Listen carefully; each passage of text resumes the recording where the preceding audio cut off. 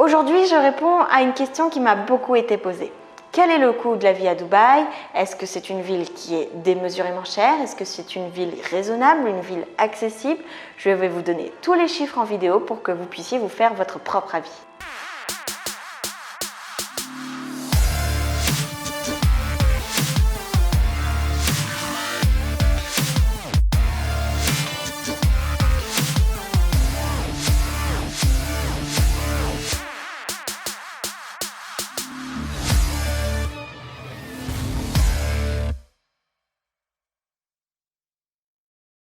Dubaï est une ville qui a la réputation d'être une ville luxueuse. C'est une ville qui a la réputation d'être chère.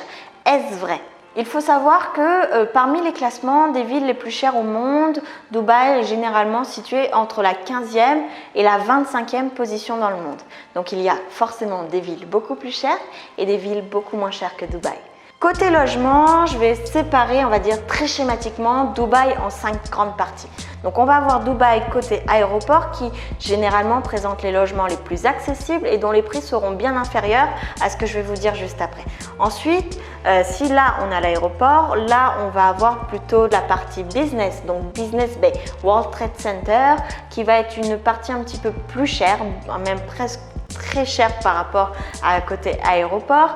On a ensuite un quartier un petit peu plus accessible, donc Al-Barsha, Al-Soufou. Et enfin, on va avoir un quartier un petit peu plus touristique, plus proche de la mer avec JLT, donc Jumeirah Lake Tower, la Marina, Jumeirah Beach Residence. Et enfin, cinquième aspect qu'on peut prendre si on veut découper la ville de Dubaï, ça va être tous les quartiers qui sont en périphérie, donc JVT, JVC, mais aussi Motor City, et donc ce sont des quartiers que j'ai pu aussi mentionner dans ma vidéo sur les 10 quartiers où vous pouvez trouver un studio pour moins de 50 000 dirhams.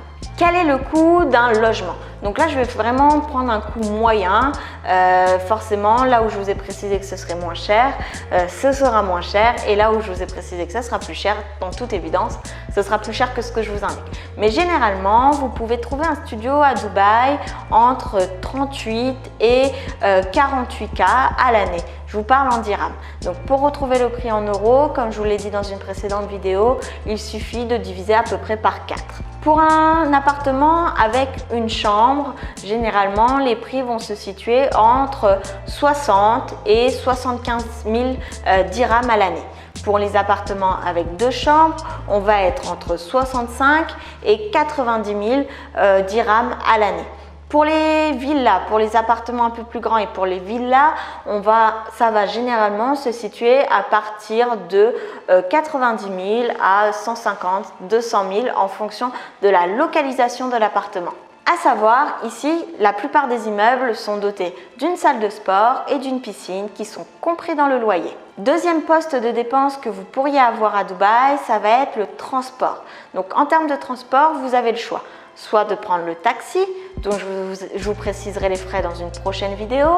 Ça peut être la voiture, je vais vous mettre quelques exemples en vidéo des tarifs que vous pouvez trouver pour les voitures, dans quelles conditions. Donc je vais vous mettre des annonces types afin que vous fassiez votre propre avis. Généralement, le coût d'une voiture est moins cher qu'en France. Vous pouvez également choisir de prendre les transports en commun, que ce soit le tram, le ferry, le métro ou encore le bus. Je vous reparlerai de cet aspect transport en commun dans une prochaine vidéo, mais en tout cas, si vous faites beaucoup de trajets dans la semaine, beaucoup de trajets dans le mois, vous pouvez compter entre 100 et 150 dirhams par mois si vous prenez les transports en commun, en sachant que certains employeurs prennent en charge une partie des transports. Pour ce qui est de l'essence, si vous prenez la voiture, si vous prenez l'option voiture, l'essence est généralement entre 0,5 et 0,70 centimes le litre. Comme pour les logements, l'essence, le prix des voitures va varier dans l'année selon un cycle,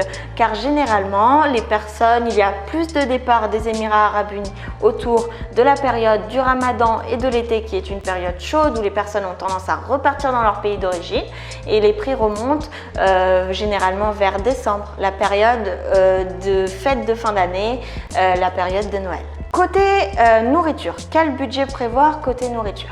Alors, si vous allez d'abord dans un restaurant, si vous vous nourrissez au restaurant, sachez que pour les fast-food, il va falloir compter entre 10 et 25 dirhams le menu.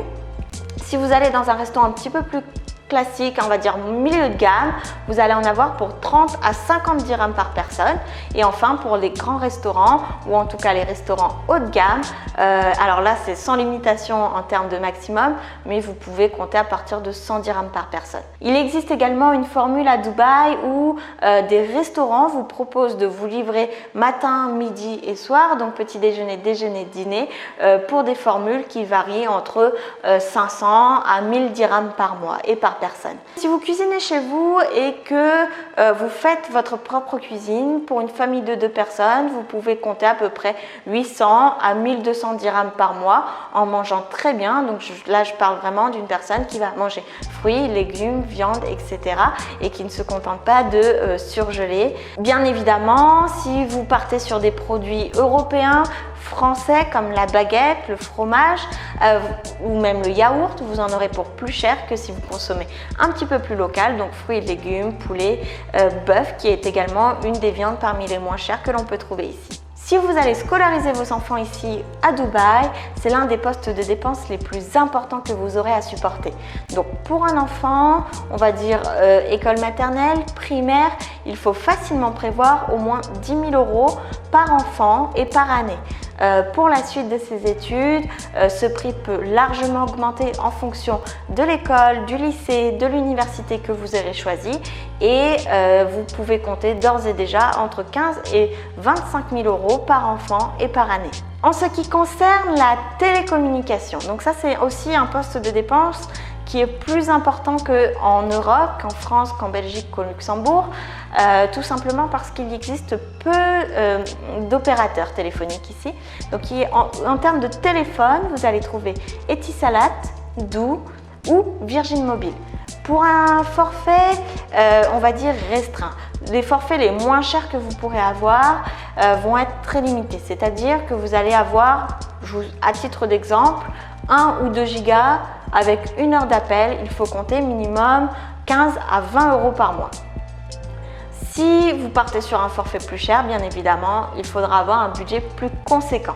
En termes d'internet, en termes de télévision, en termes de téléphonie fixe, il y a des packages qui sont proposés et donc ces packages vont entre 300 et 600 dirhams par mois généralement.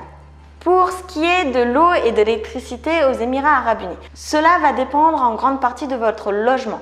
Dans certaines locations, le prix et en tout cas le coût et l'entretien de la clim sera comprise dans le prix de votre appartement et cela va représenter une très grande économie. Donc n'hésitez pas, lorsque vous visitez un appartement, à demander si la climatisation est incluse dans le montant du loyer. Si ce n'est pas le cas, forcément l'électricité et l'eau va vous coûter plus cher.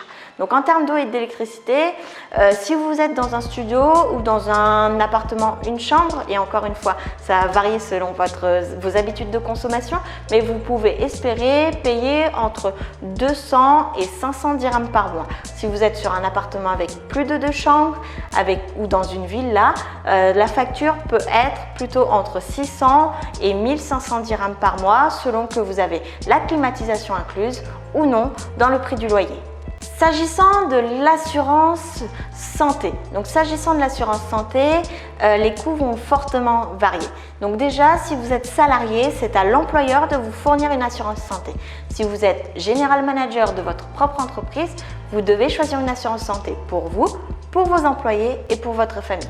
Donc par personne, vous allez en avoir généralement pour ce qui est du moins cher, entre 5 000 6 000 dirhams à l'année par personne, ou pour les assurances plus complètes et plus chères, jusqu'à 35 000 dirhams à l'année et par personne. Si vous êtes ressortissant français, sachez que vous avez la possibilité de vous rattacher au système de sécurité sociale française avec une complémentaire sur place. À ces frais, il va falloir rajouter d'autres choses en fonction de votre style de vie.